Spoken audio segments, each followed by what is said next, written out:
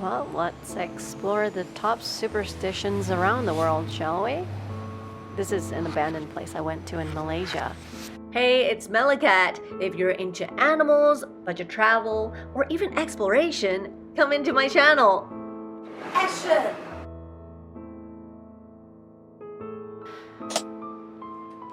So we were driving around at night and we came across this neighborhood, and yeah, it seems like it's really weird. There's these houses and it's quite abandoned.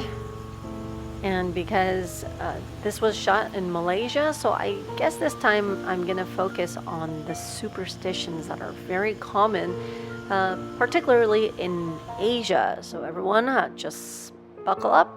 Gonna go through some of the common ones and see how many of them you guys actually know.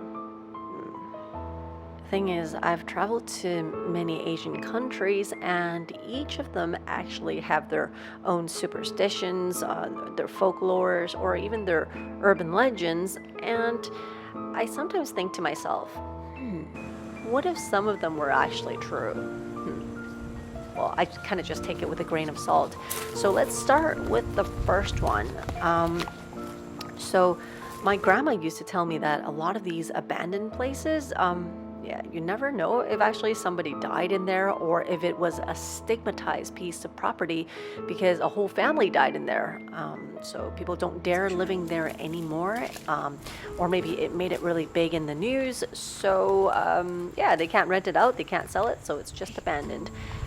So if you ever decide to go into these places, you might want to do what she suggests me, which is to clap your hands before you enter. This also applies to entering hotels as well. When you clap your hands before entering the premises, it's actually a way of telling the spirits, if there are inside the premise, that hey, I don't mean no harm, I'm just coming in. It's kind of like a hello, but not hello, if you know what I mean. And here comes the second one. Now, the second one is never take pictures of mirrors. There's a few explanations that I heard for that. One is that you might capture some spirits through the reflection that you're not aware of. And the other one is if you're in a place that's haunted, they're saying that spirits might be very interested in what you're doing, and when you take a picture of that mirror, I guess back in the days there's no selfies, you might capture them standing right behind you and kind of checking out what you're doing. Ugh. Which kind of relates to this third one, is never mention ghosts or spirits when you are in these premises, is because as curious as we are about them, they are very curious about us. So when we're talking about them, yeah, the natural inclination is they're gonna come and see what we have to say about them. So when we go explore or even go to places that we're not sure of, even like, as I say, new hotels that we've never been to, or yeah, just new places, my grandma always tells me, hey, hey, don't you say that. Yeah, so that's something that I was brought up with as well. Number 4, do not bring home souvenirs. Okay, the souvenir actually means two things. It's when you're going to places that you're not sure of, you might see items that are kind of cool, like, you know, items that you found when you're exploring, which is a big no-no. One of the rules of urban exploration is that you don't destroy anything and you don't take anything. And the thing is, when you take these objects as souvenirs, you may bring back a spirit that was stored inside that object, and you brought that spirit back, is a souvenir. Number 5, if someone calls your name, not from a phone, but if you hear somebody calling your name, yeah, especially in Southeast Asia, in weird places, yeah, specifically, do not turn back and do not respond to it. The explanation was that they're actually probing to see if you're gonna fall for it, And supposedly, if there's black magic going on where you are, when you answer to whatever voice that is calling your name, if your energy is low, chances are your spirit is going to get abducted or you might get possessed. So don't answer, don't turn back, don't respond. Number 6, if you smell something funky, don't tell people about it. Just leave where you are and make no mentions of it.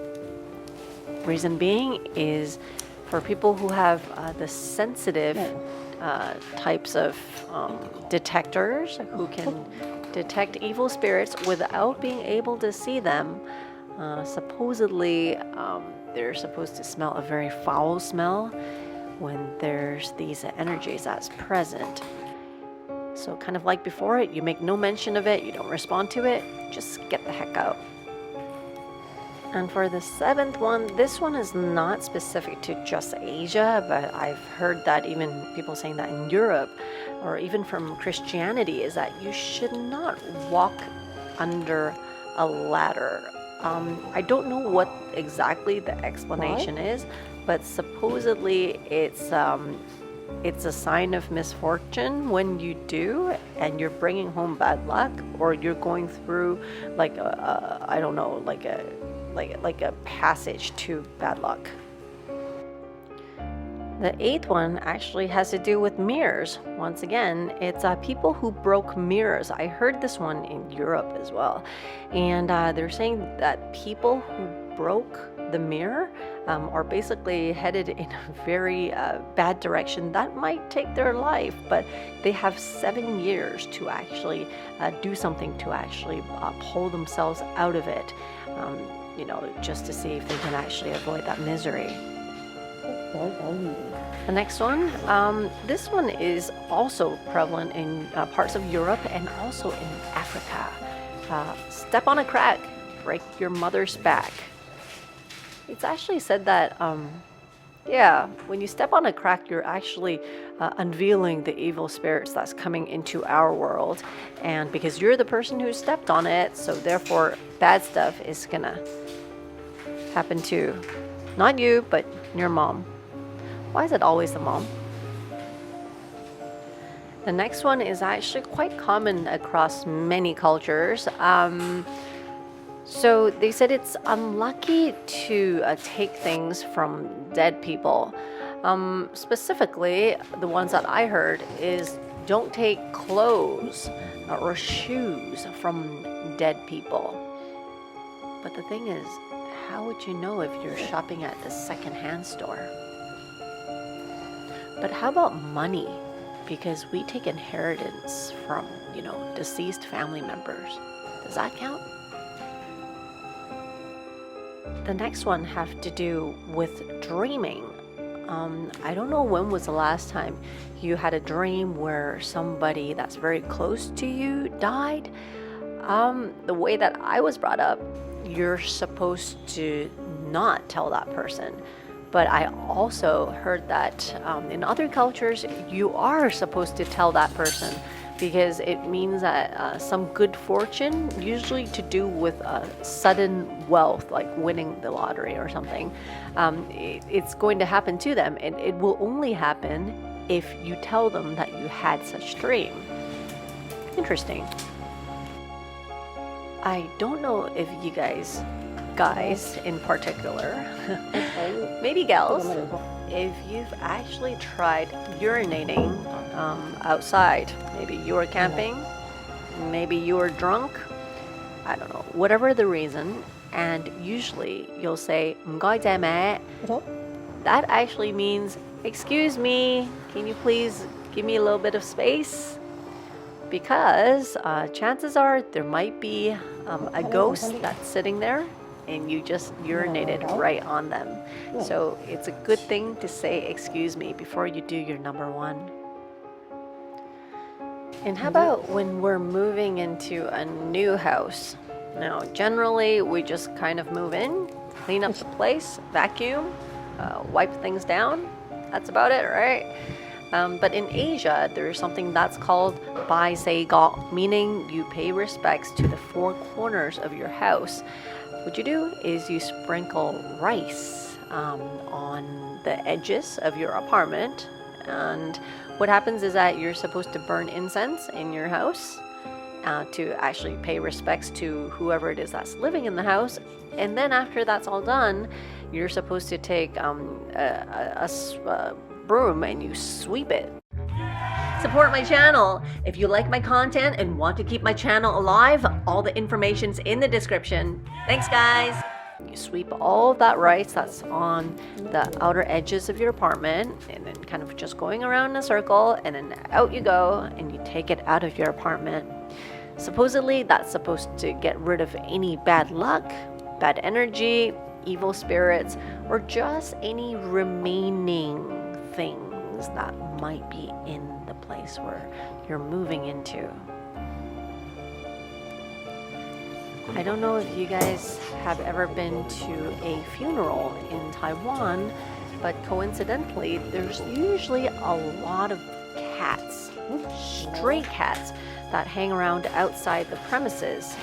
Because in Taiwan, traditionally, the body is actually left in the house for, I think, a few days after that person passed away. And during those few days, they have all sorts of rituals.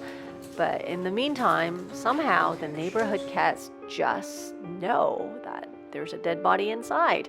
The superstition is that cats can naturally smell death. So I don't know if it's you have the egg first or you have the chicken first. Are they here because somebody is dead, or are they here because they can predict death? What is it? Next one, if you had anybody who actually ever came out of a hospital because they were very ill, or had somebody that came out of jail or prison. In Asia, what happens is that we have a couple of things ready for these people. One is lampopun, meaning you actually leap over a pan of fire. Not to burn your crotch, but supposedly that's supposed to cleanse whatever bad luck that you had that caused your misery, either in the hospital or in prison. And second of all, it's using palmetto leaves, that's a fruit, to take a bath. And that's also supposed to rid you of any of the bad luck or negative energy. This next one is rather interesting because I've heard it as one of my earliest memories. I don't know the truth in it, but anyway, is you do not point at the moon because you're gonna get sucked towards it. I don't know about that one. It's similar for the sun. Do not point at the sun because your fingers are going to melt. I don't get it. Usually when they raise children in Asia, they like to use a lot of scare tactics instead of explaining things to them. But what's so bad about pointing at the moon or at the sun? Last one has to do with the Ouija board. For those of you who's ever played on a Ouija board, it's always highly suggested that you do not take your fingers off of it, nobody does, until the game is completely over or that person will be possessed. So here's some of the superstitions from around the world that I have learned over the years. I hope you guys enjoy it. Kind of take it with a grain of salt. Let me know some of the ones that's in your country. I want to learn from you guys too, so leave it in the comment section. Looking forward to see you guys on my next video. See ya! Thanks for watching once again.